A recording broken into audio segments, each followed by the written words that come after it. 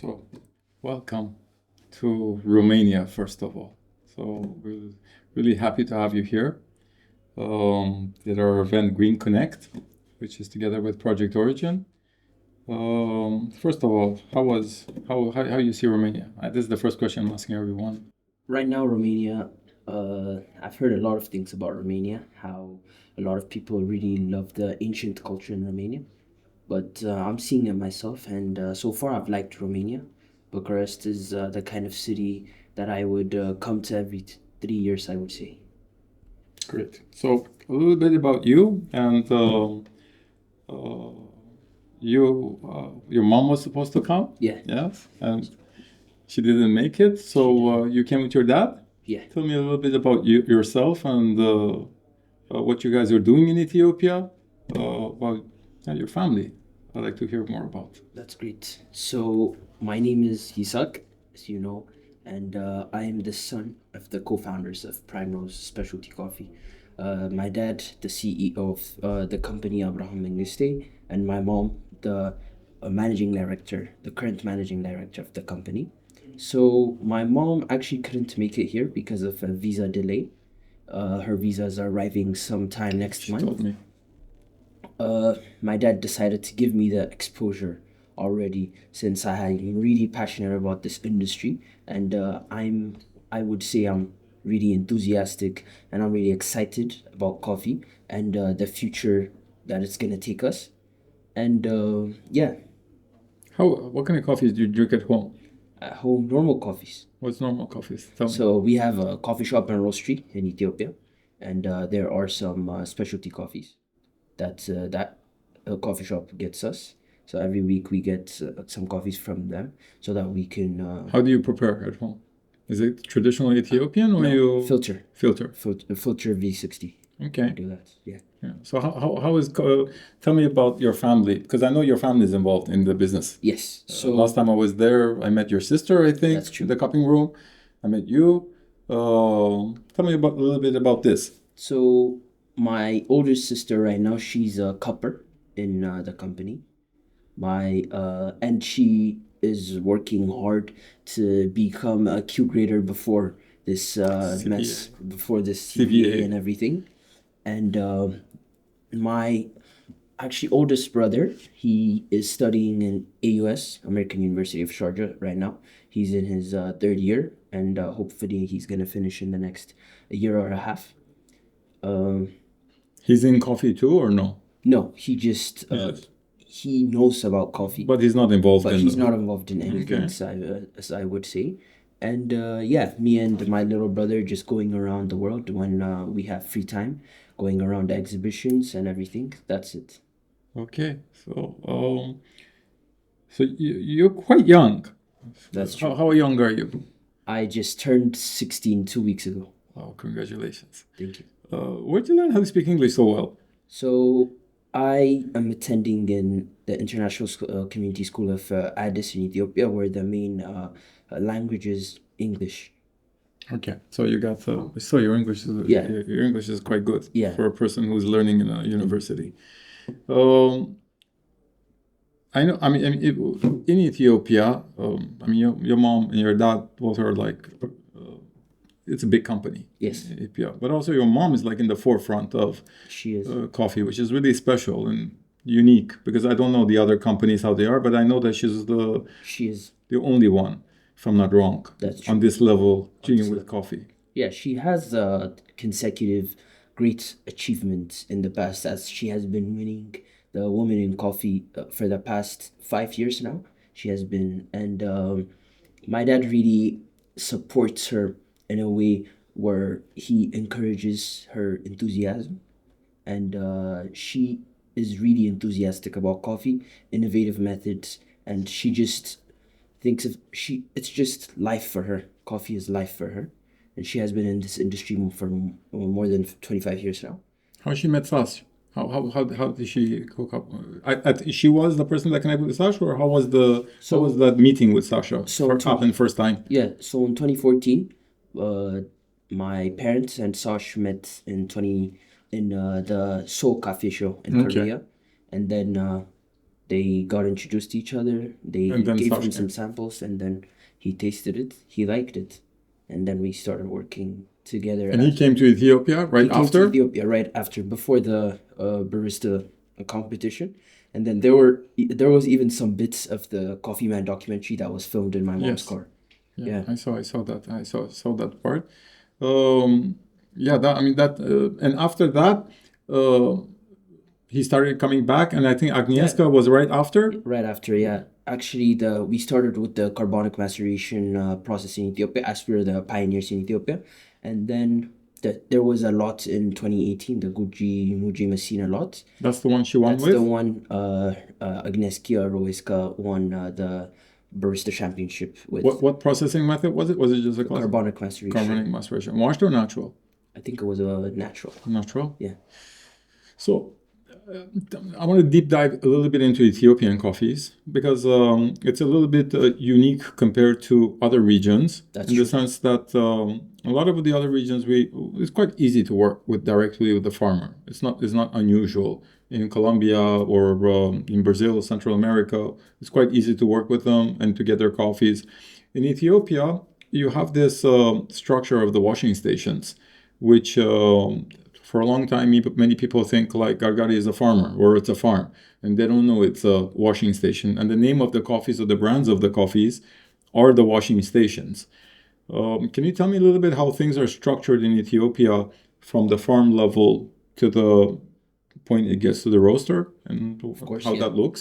So there's the farmer, the one that gets the coffees at first, and then the farmer sells the coffee to the exporter, or sells the coffee to the small producer. Then that gets if they choose to sell to the small producer, that small producer comes to the exporter and sells it to the exporter.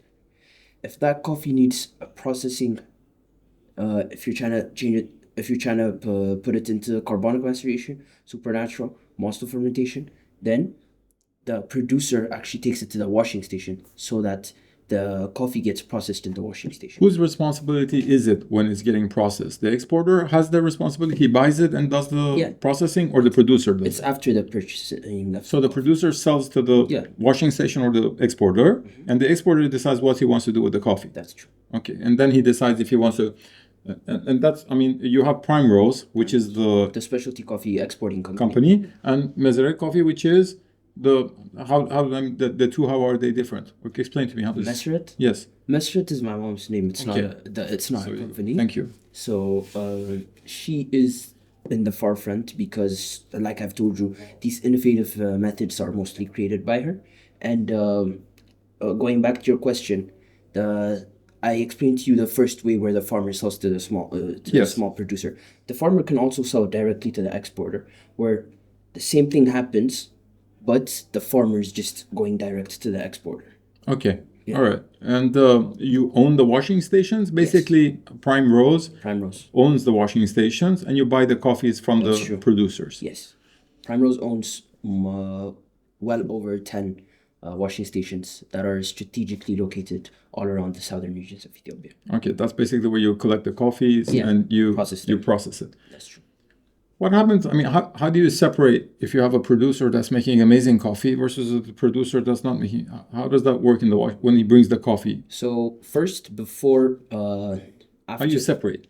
Yeah, so the small producer first ships the coffee for a little samples directly to the main office that we have here in Addis. Okay. And then before the coffee is loaded in, put in the warehouse, first, the cupping managers actually cup the coffee. There are Q graders in the cupping. There's actually the quality control manager. She's on her way to becoming the CVA cupper. Okay. She cups the coffee and approves or doesn't. Okay.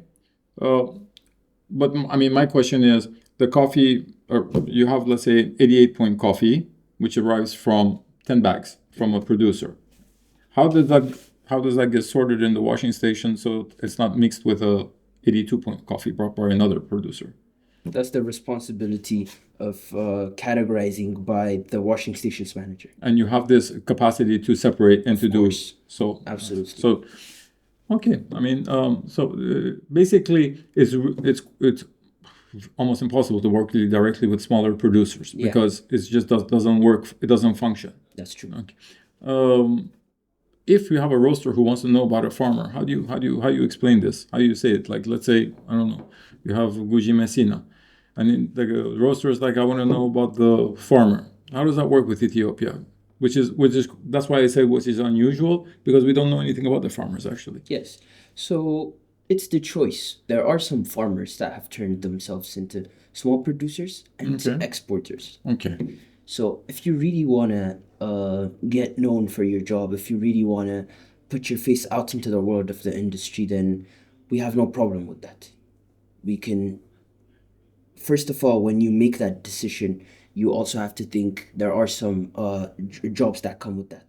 Like you're gonna have to step up your game as well. Of course, and you have to invest more Yeah, money. you're gonna have to invest more money. Then most case scenario, the farmers just want to do their job, provide to their families, access the facilities that we provide them. And if they want if they want that side where they're trying to step up their game, they're trying to get into a new world of where you actually have to present your coffee, you have to be responsible for everything and stuff, then it's a different mechanism. You think, in Ethiopia, they say it's the birth of coffee. Yes. It's where the coffee is Origin origin of the coffee. How do you feel about that? I mean, when you're seeing the other origins, that's one question. The second question is, how do you feel when you're starting to see the Ethiopian seeds in Costa Rica, Panama, and you're having the Ethiopian coffees that are getting into other countries and planted? How was that for you to see that dynamic? If there's any. I keep getting more proud of my country, and this keeps inspiring me to keep delving into the industry and delving into this coffee world that has amazing bright futures. And this is not just something that I'm proud of and just uh, ignore, but this is also one of the main reason why I'm getting into the coffee industry. Not only because my parents are, not only my parents, just because my parents are coffee exporters, but because of this. This is what really encourages my enthusiasm, I would say. You're more traditional person, or you're looking to, as you get bigger, to innovate more and more, or you like things to be more made in the traditional way? I have some characteristics that I've taken from my mom to stay as innovating as possible. I am creative and I like innovation. What do you do your day to day? I mean, you're young, obviously you're in school now, no? Yeah. Okay, so is it the summertime in your free time, or when are you around coffee? So mostly I'm around coffee during holidays Okay, where I have breaks. I help my mom with anything as possible. After schools, if there are clients, I'll go to dinner with them. If there's a cupping session, I'll come.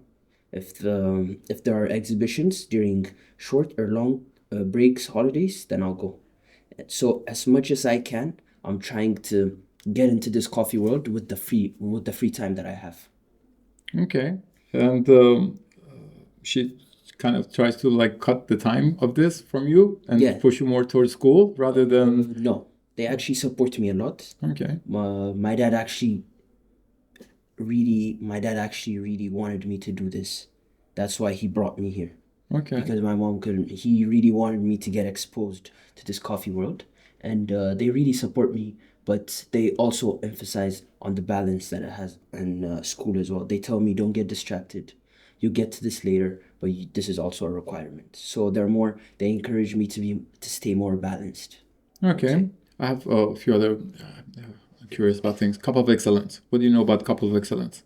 I've heard of it a lot, like some award-winning coffees and stuff, and I know Primrose is getting involved in it, but I'm gonna tell you honestly, I don't know a lot about it. Okay. And competitions? Do you have competitions in Ethiopia? Do you have like barista championships or you don't have? I don't think so. I've never heard of it. We might have some competitions, but I don't really.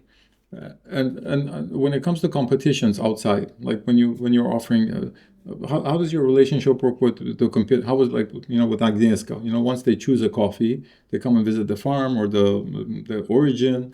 How is that relationship with the competitor? Is it one that's very close, or it's they just choose the coffees you want? You help them choose the coffees.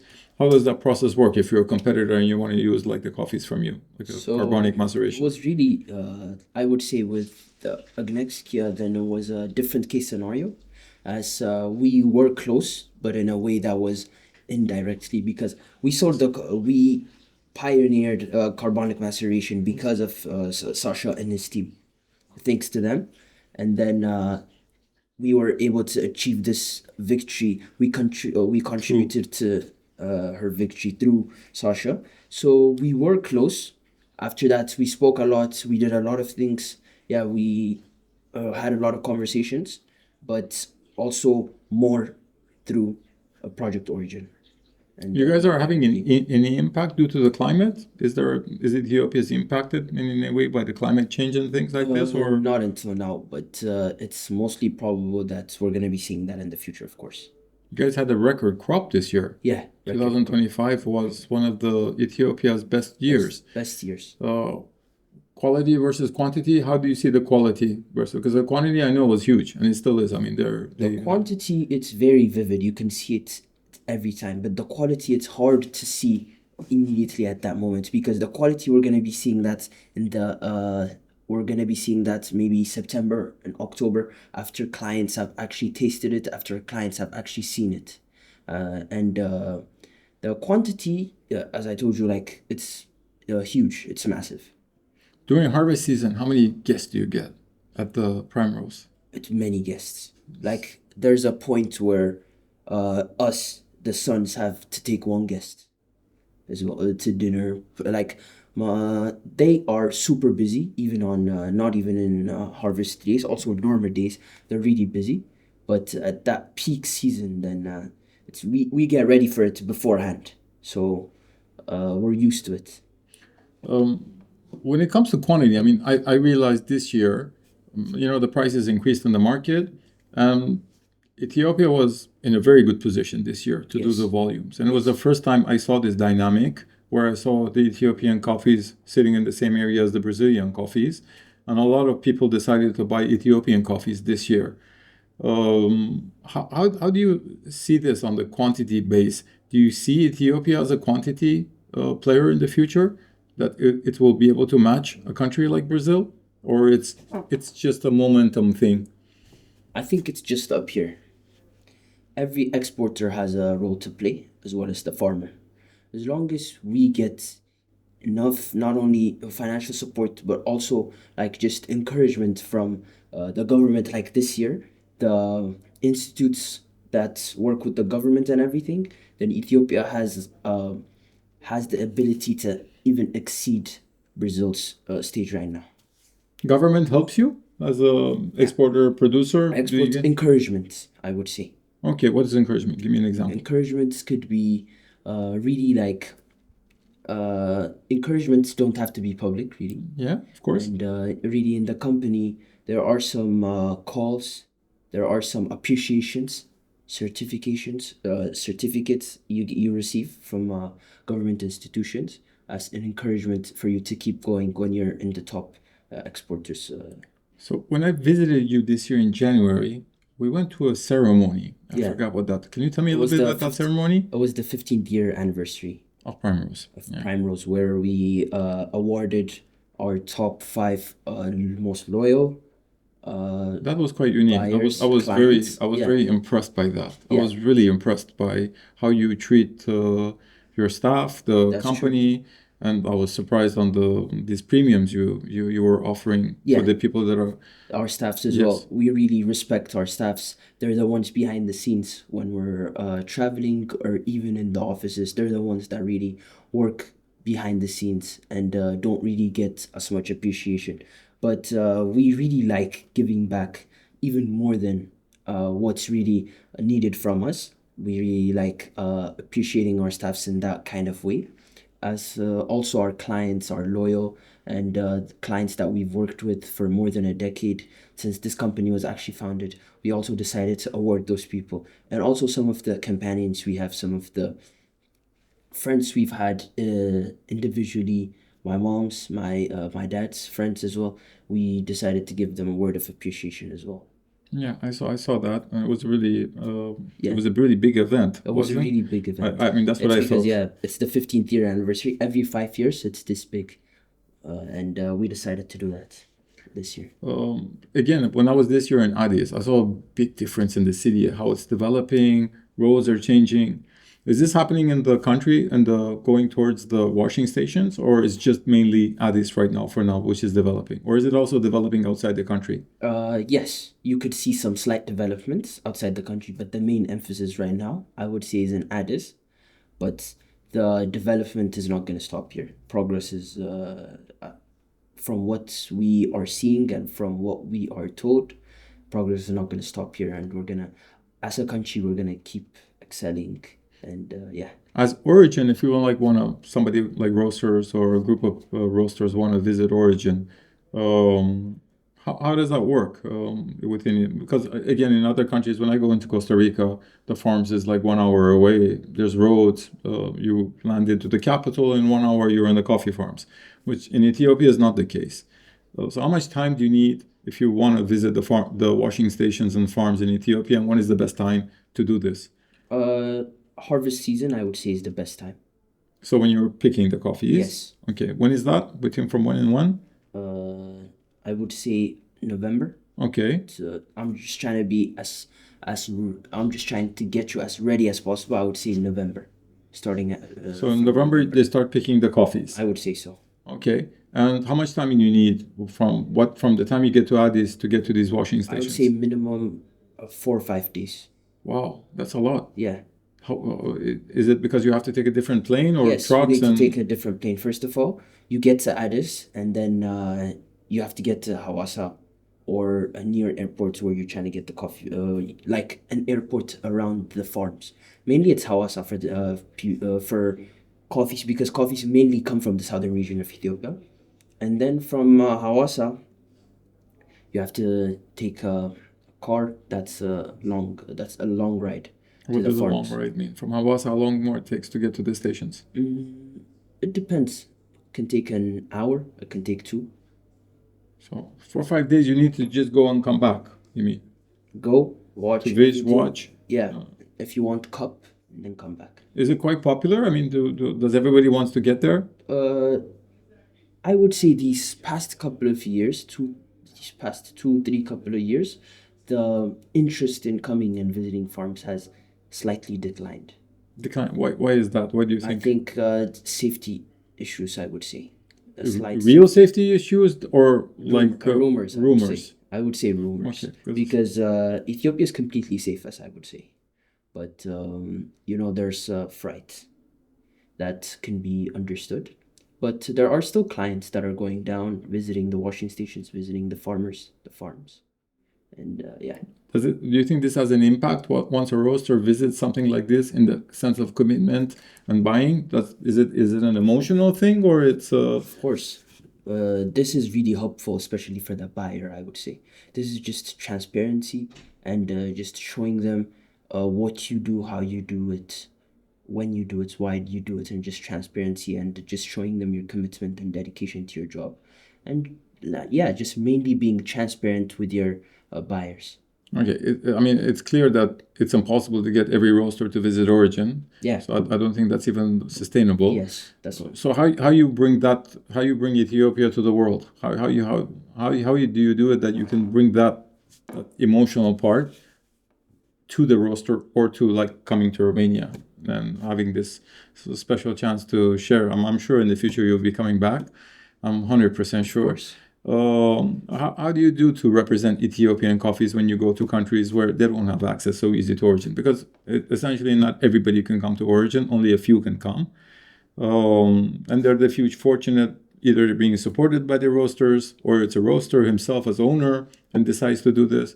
But many of us, even me, I've visited Ethiopia twice so far. And I've stopped at Addis and I haven't gone to because I haven't had the time. Yes. How do you do that? You can bring that culture of Ethiopian coffees to the clients out. That's where our specialties come in. I would say, as I'm gonna answer this question to you in a Primrose lens. So we craft our coffees that can go along with the stories that we shape them with, I would say. So, for example, we have supernatural coffees. These supernatural coffees, we just don't get them and want to sell the coffees just for the profits and just for the business that we do. We're trying to sell the story so that people can understand it, so that people can feel it. What is the supernatural process? Supernatural process is a fermentation process where my parents created in the early 20s that really emphasizes on the thick layer of the bed, the coffee bed. And then the main purpose of it is just to get the flavor of the coffee to spike, as mostly supernatural coffees are described as fruit bombs. Okay. Yeah. So I guess very nice in espressos. Yes. Yes. Yes. And coming back to your question, supernatural coffees, as I would say, as a part of Primrose, are how we get people to experience coffee, to really for them to imagine like how and where it came from without actually coming to visit, through the stories we craft and through the distinct flavors that we provide to our customers. Where do you see Primrose in 10 years? Where do you see yourself within Primrose in the next 10 years? I would see Your myself role, I mean. as the leader of the coffee exporting company. I would see Primrose as the top specialty coffee exporter in the next 10 years.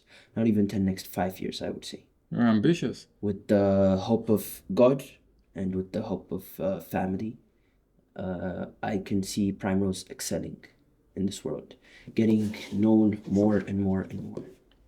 Okay, I have some specific questions about Ethiopia. You're mainly Christian Orthodox? Orthodox Christian. Christian, yes. Is it the same Orthodox Christian that is in Romania, or it's I would say slightly different. Slightly different. As the Romanian Orthodoxes, they're allowed to eat ham. Yes. In Ethiopia, it's forbidden to eat ham as an Orthodox Christian because of a religious reason. And many people come to Ethiopia to visit the church, I think. It's something unique because I know they're in the ground. Yes. I've seen some pictures. The churches are stunning. The churches are historical, and the churches are worth visiting. And the rest of the majority is Christian Orthodox? Yes, majority of the population is Orthodox Christian, and then Protestant, and then it goes down. No, that's quite unique as well. When I was in Ethiopia, I realized that, and I was like, oh, I didn't know that. Yes. So it's very nice. So thank you very much. It's very nice having you here. Thank you. And exploring Ethiopian coffees, but especially about you and Primrose itself. Of course, the relationship with Project Origin and Primrose is a special one. And that's why you're here. It's our partnership with Project Origin and Artisan Green Bean. Because of them, you're here. But for us, it's an honor to have you here. Really special to talk to you. I would have loved to talk to your mom as well, but it's just as nice as with you. So we're looking to have you here again, maybe in some of the competitions. And who knows, maybe you'll give some coffee competitions to sponsor some of the competitors. Of course. Yeah. In the near future. Yeah. Yeah. Thank Thanks you. a lot. It was a nice meeting you. Right, bye-bye.